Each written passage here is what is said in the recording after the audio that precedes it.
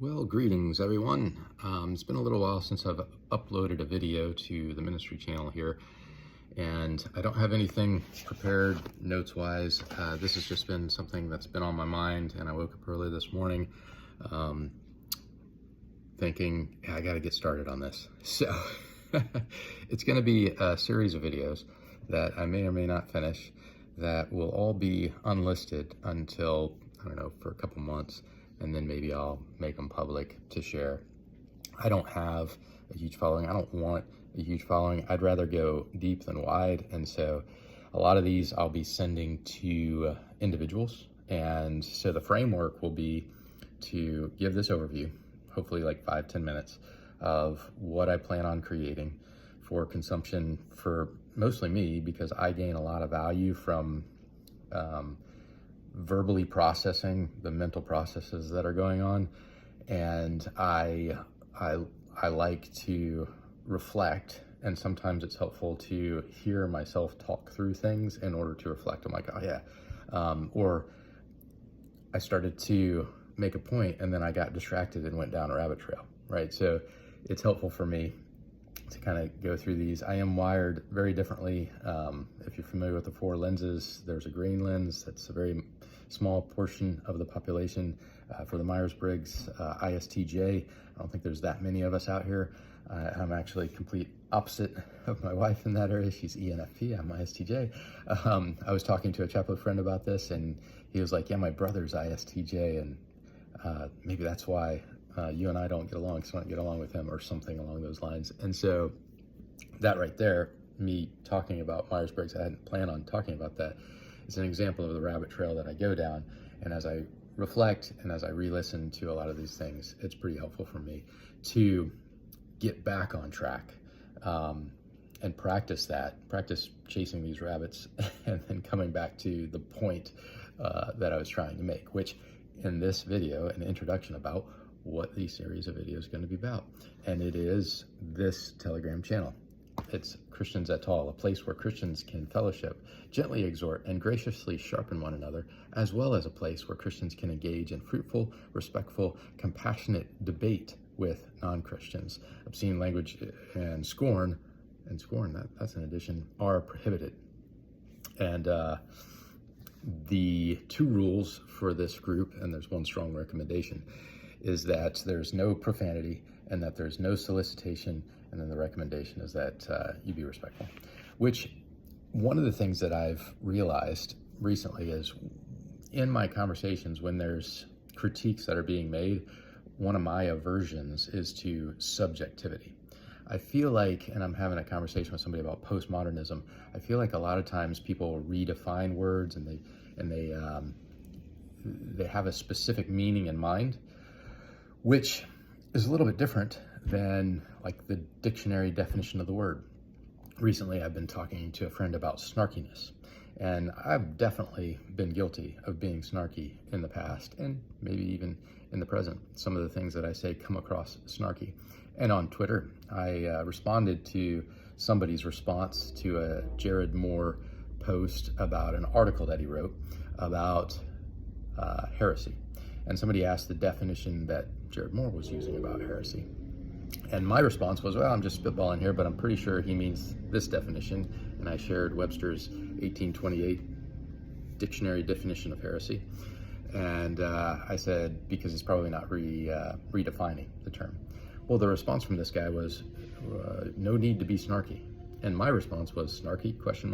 And his response was, if you don't know how your message came across as snarky, then you lack self-awareness.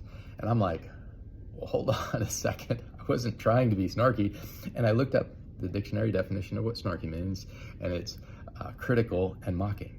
And I was like, well, I wasn't trying to mock by saying I'm just spitballing, and I wasn't trying to be critical of him either. I was trying to inject some humor, and spitballing usually does that. And it just went sideways. So I'm a little bit bewildered by how that happens sometimes, but I'm also learning and growing in my awareness of how people take certain things. And I think the default position for a lot of people is to assume the worst and in other people's intentions and motives. And I think that Christians should try to assume the best. So applying the most charitable view of where somebody's coming from and why they're even engaging in the first place, that should be where Christians participate, or where they anchor their participation online.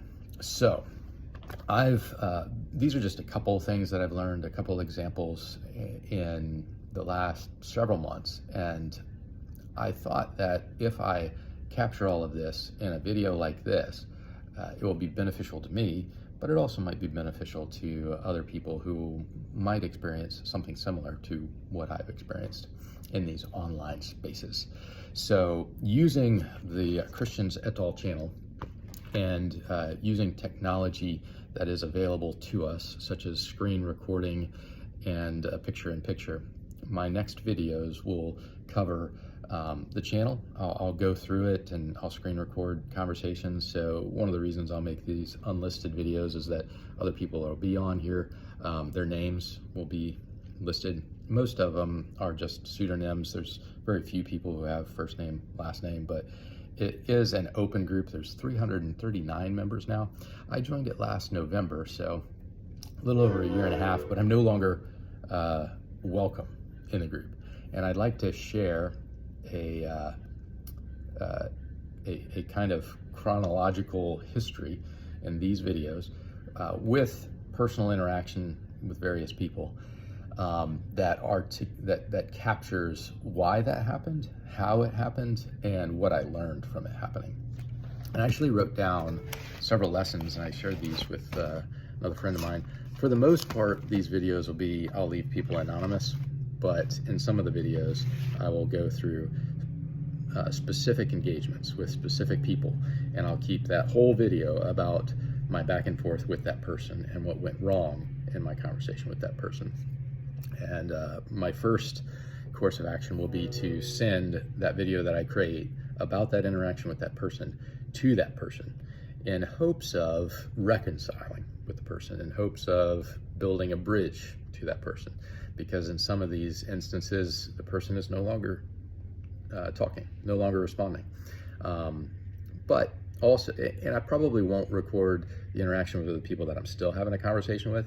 There's a gentleman down in Australia who I shared this idea with, and he was like, yeah, that'd probably be a good idea, if only for yourself, to benefit yourself, but it might be beneficial to other people too. So he kind of encouraged me to move forward in this. And one of the things I told him is that I wrote down these lessons learned in this notepad. There's 5 now, but I'll probably add to it. And I think that ultimately it will, it'll be useful. Ultimately, it will be helpful. What I don't want to come across, and I have to guard against this, is some kind of, vendetta that I have against people, or a complainingness, or like the victimhood or anything, because I'm not a victim in any of this. And honestly, not being in the group anymore is a blessing, because I was spending too much time in the group. I was getting a little bit too much dopamine hits from the debates and the arguments and stuff like that. And though I benefit from it greatly, I can't let my benefit be at somebody else's expense. I don't want it to be that way. I don't want to learn how someone is triggered by triggering them. You know what I mean? I don't want to find out that a certain phrase will tick somebody off by ticking them off with that certain phrase.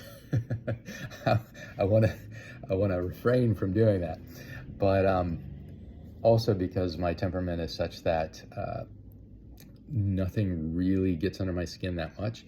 And even the thing that really bothered me over the last, 20 years of my life, people mischaracterizing me, people misreading me, misinterpreting it, and making false accusations of me, even though that was something that really, got to me, I've learned through this whole experience that it needs to not bother me. When somebody mischaracterizes me, when somebody misrepresents me or whatever, that needs to be like water off a duck's back, and I need to anchor my identity in Christ and recognize that people mischaracterized Jesus. They called him, many terrible things and accused him of being a sinner because he sat with tax collectors and he, I guess, drank with people. So if they mischaracterize Jesus that way, and I want to be like Jesus, then why should I not expect to be mischaracterized, right? And so I shared that even with my sister, and she was like, yeah, I really needed to hear that, because she too, and I think everybody does, gets annoyed and frustrated by the false accusations. Like this example that I was saying earlier about this accusation of being snarky, when I was like, yeah, I'm not spitballing here, but I think Jared Moore's using this definition and not redefining it. That caused the guy to perceive me as being snarky. And then when I asked, snarky, what are you talking about? He was like, he accused me of lacking self-awareness. And I'm like, well, I mean, it's not self-awareness that I lack. It's an awareness of how you're going to mischaracterize my intent because you think I'm trying to be mocking, but I'm not.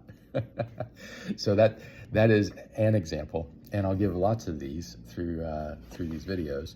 But yeah, the overarching goal of this is to capture in like recorded content for my own benefit and for the benefit of anybody else who potentially might get into this group.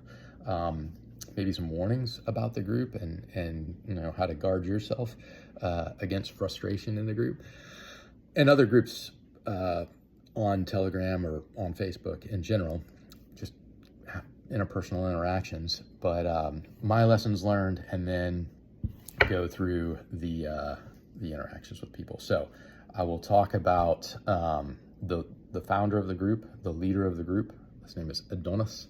I will talk about how he's created admins for the group.